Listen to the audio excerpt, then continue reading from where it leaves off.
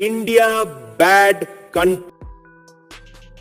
ভারতের পাতা ফাঁদেই পা দিল ভারত। ভারতের বিরুদ্ধে এবার কঠোর ব্যবস্থা নেবে আইসিসি। মুস্তাফিজুর রহমানকে আইপিএল থেকে বাদ দেওয়ায় এবার নড়ে চড়ে বসেছে আইসিসি।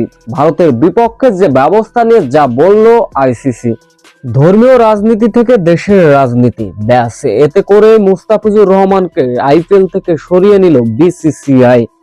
ব্যাস এতে করেই দুই দেশের ভিতর যে দ্বন্দ্ব শুরু হয়েছে তার শেষটা কোথায় নামবে কেউ হয়তো জানে না। মুস্তাফিজুর রহমানকে আইপিএল থেকে বাদ দেওয়ায় ব্যাস এতে করে চটে গেছে বাংলাদেশ ক্রিকেট বোর্ড থেকে বাংলাদেশ ক্রিকেট অঙ্গন।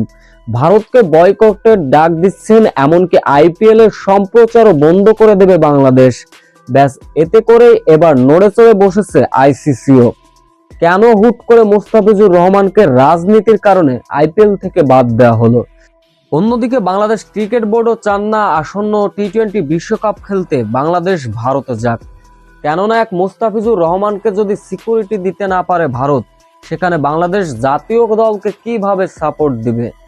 যার কারণে আইসিসির কাছে চিঠি দেওয়া হয়েছে, ভারতে বিশ্বকাপ খেলতে যাবে না বাংলাদেশ। এমনকি বাংলাদেশের সঙ্গে এমন আচরণ করায় আইসিসির কাছে চিঠি দিয়েছে বাংলাদেশ ক্রিকেট বোর্ড। ব্যাস এবার ভারতের পাতা ফাঁদেই পা দিল ভারত। ভারতের এমন আচরণ এবং ক্রিকেট অঙ্গনে রাজনীতি ঢোকানোয় ভারতের বিপক্ষে কঠোর ব্যবস্থা নেবে বলে জানিয়েছে আইসিসি।